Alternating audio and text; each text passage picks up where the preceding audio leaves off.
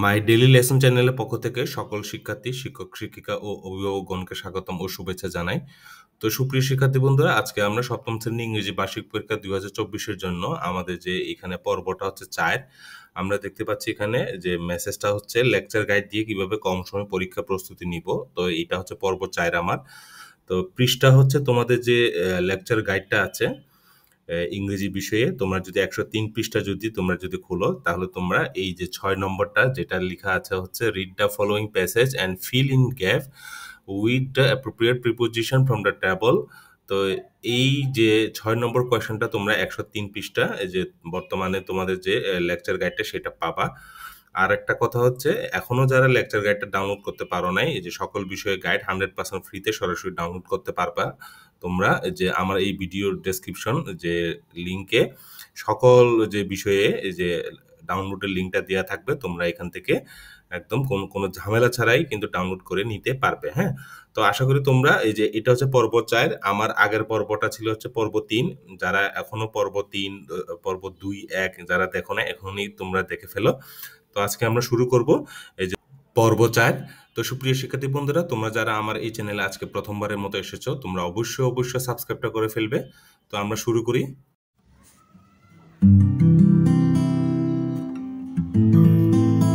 তো আমাদের আজকে আমরা যে প্রশ্নটা নিয়ে কাজ করব ৬ number, read the following passage and fill in gap with the appropriate preposition from the table.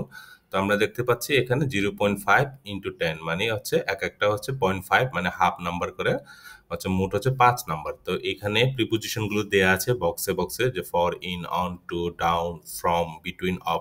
এগুলো হচ্ছে তোমার সবগুলো হচ্ছে প্রিপোজিশন। হ্যাঁ, তো আমাদের এখানে প্যাসেজ একটা দেয়া আছে, এখানে খালি করে এই প্রিপোজিশনগুলো বসাতে হবে। তো আমরা যদি তোমরা অবশ্যই দেখেছো এটা, তো আমরা সরাসরি উত্তরে চলে যাব। তো উত্তরটা হচ্ছে এখানে আমরা দেখতে পাচ্ছি যে a good student in found, যে এখানে হবে হচ্ছে এ নম্বরে হচ্ছে অফ হবে। হ্যাঁ, বুকস। তো হি ইজ ইন অ্যাটেন্টিভ, যে to his studies he always try to cut a good figure in the examination. He never debates from his duty because he knows that every success depends on hard work. He also can differentiate between right and wrong. He sits down to study when it is time for reading and goes to the playground when it is time for playing. তো তোমরা দেখতে পাচ্ছ এখানে আমরা প্রিপোজিশনগুলো জায়গায় আমরা বসিয়েছি। তো আমরা সরাসরি এখন বাংলা অনুবাদে চলে যাব, যেটা হচ্ছে আমরা দেখতে পাচ্ছি বাংলা অনুবাদটা দিচ্ছে হচ্ছে তোমাদের বোঝার সুবিধার্থে।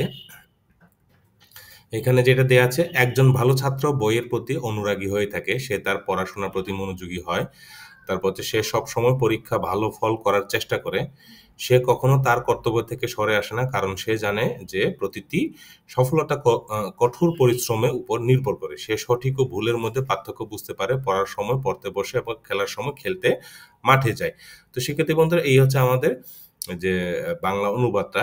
তো আমরা প্রিপোজিশনগুলো যে বসিয়ে দিলাম জায়গায়। তো এখন আমরা দেখব যে এই আনসারগুলা কেন এই যে এখানে অফ হইলো, এখানে টু হইলো, এখানে এই যে ইন হইলো। হ্যাঁ, তো এই প্রিপোজিশনগুলো আমরা এই যে আনসারগুলো এখন আমরা এক্সপ্লেইন করব। হ্যাঁ, তো আমার লেসনগুলো সচরাচর এই টাইপের হয়ে থাকে যে উত্তর নিয়ে বেশি কথা বলা যে সুযোগ নেই, কারণ তোমাদের উত্তর কিন্তু গাইডেই দেয়া আছে। হ্যাঁ, তো আমরা এই আনসারগুলো কিভাবে আসলো এগুলো নিয়ে একটু এক্সপ্লেইন করি। প্রথমে আমরা দেখতে পাচ্ছি নম্বরে হচ্ছে ফন অফ, মানে অফ। এখানে অফ বসছে, কেন অফ বসলো? এখানে ফন অফ বলতে কিছু পছন্দ করা, যেটা বুঝায় ভালো লাগাকে বুঝায়, যে এই জন্য আমরা সাধারণত ফন এর সাথে অফ ব্যবহার করি, যাতে বুঝাতে পারি যে কি সে পছন্দ করে। হ্যাঁ, তারপর আমরা যদি দেখি বি নম্বরে যেটা টু বসেছে আর কি, যে প্রিপোজিশন টু।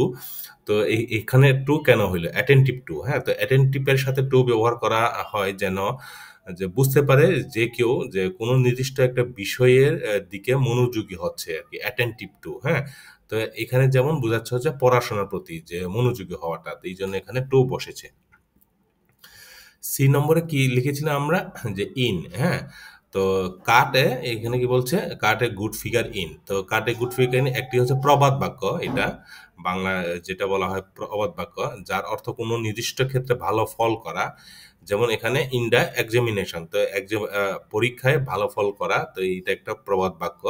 তো এই জন্য এখানে আমরা যে ইন বসিয়েছি আর কি, হ্যাঁ। তারপর ডি নম্বরে যদি দেখি এখানে কি আছে, ফ্রম, এই যে ফ্রম বসিয়েছি আমরা। কেন ফ্রম বসিয়েছি?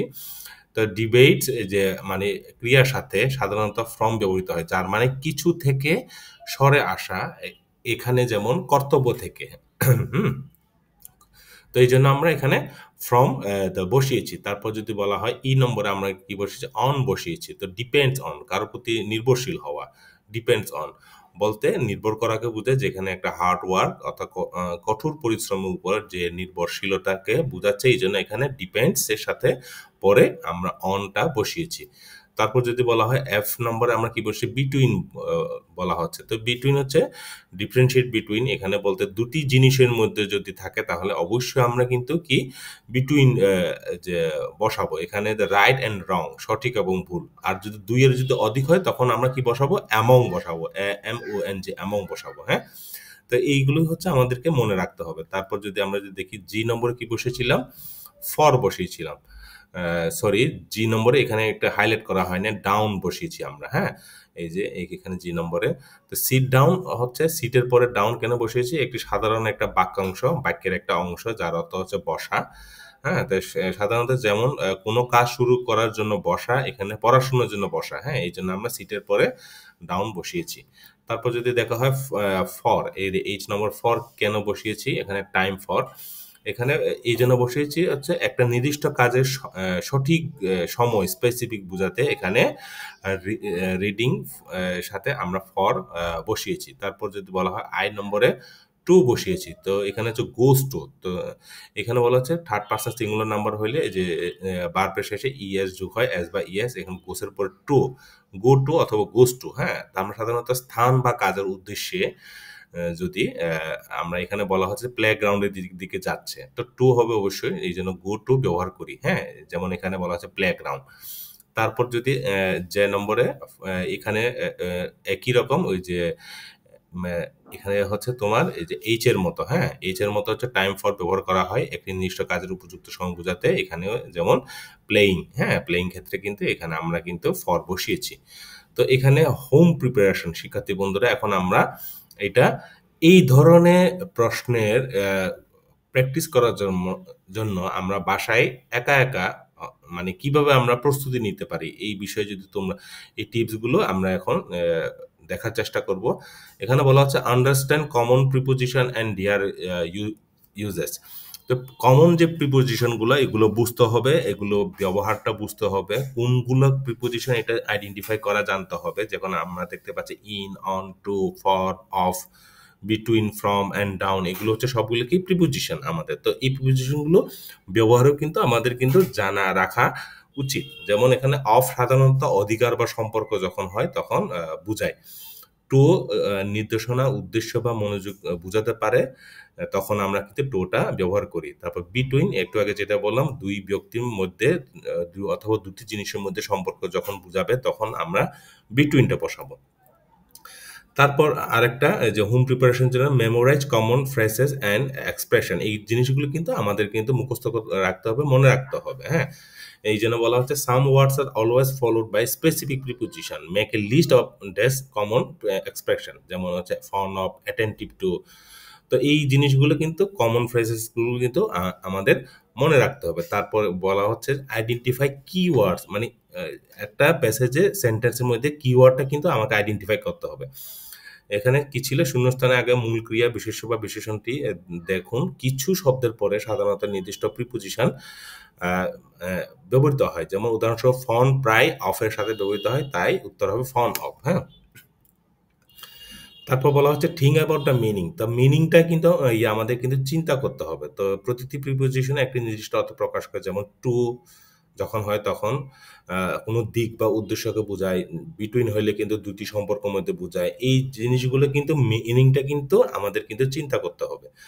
তারপর বলা হচ্ছে প্রিপোজিশন অফ প্লেস। তো three preposition show where something is located, এখানে কি অ্যাট অ্যাট এই অ্যাট প্রিপোজিশনটা এক্সাম্পল বলা হচ্ছে she is at the bus stop. তারপর মানে এগুলো হচ্ছে লোকেশন অনুযায়ী, হ্যাঁ, মানে যে কোনো স্থান, যে কোনো জায়গা যখন বলা হবে তখন কিন্তু এই প্রিপোজিশনগুলো কিন্তু ব্যবহার করা হবে। যেমন ইন যখন বলা হবে the book is in the bag. On যখন বলা হবে তখন উদাহরণ হচ্ছে the keys are on the table. Under যখন বলা হবে প্রিপোজিশন তখন the cat is under the chair. Between the store is between two shop, হ্যাঁ। তারপর বিহাইন্ড যখন বলা হবে example the car is park behind the house. তো এগুলো হচ্ছে লোকেটেড, মানে সামথিং ইজ লোকেটেড, লোকেশন কোনো জায়গায়, কোনো মানে কোথায় আছে, কোন কোন জায়গা আছে, হ্যাঁ। তো এইগুলো যখন বলবো তখন আমরা কিন্তু এই প্রিপোজিশনগুলো কিন্তু আমরা আহ, মানে বসাবো আর কি, হ্যাঁ। তারপর বলা হচ্ছে প্রিপোজিশন অফ টাইম। এখন হচ্ছে সময়, সময় যখন উল্লেখ থাকবে কোনো সেন্টেন্সের মধ্যে তখন কি কি বসবে। তো এই জন্য বলা হচ্ছে এখানে dash preposition show when something happen. তো এখানে টাইমের মধ্যে যে at, in, on, by, for, since এগুলো কিন্তু সবসময় একটা সাল, সময়, ঘড়ি, টাইম, সপ্তাহ, মাস এগুলোর ক্ষেত্রে কিন্তু ব্যবহার করা হয়। যেমন আমরা যদি একটা এক্সাম্পল দেখি, the meeting started at 3 p.m. তো ইন কখন বসবে, আই ওয়াজ বর্ন ইন, এই যে সবসময় একটা সময় থাকে, সাল, হ্যাঁ। তারপর বলা হচ্ছে on the her birthday is on June 5। By the homework is due by tomorrow, হ্যাঁ।